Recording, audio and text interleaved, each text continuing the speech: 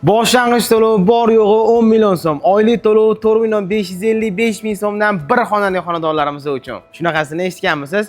Bunaqa takliflar faqatgina Green Tashkentda bo'ladi. Opajonim, endi menimcha siz ham shunaqa takliflarni kutib yurgan bo'lsangiz kerak. Bo'ldi, endi okajonim aytadigan vaqtingiz keldi. Xo'p, bizlarning xonadonlarimiz, bir xonali xonadonlarimiz bo'ladi. Xo'p, xonadonlarimiz 2028-yil foydalanishga topshiriladi.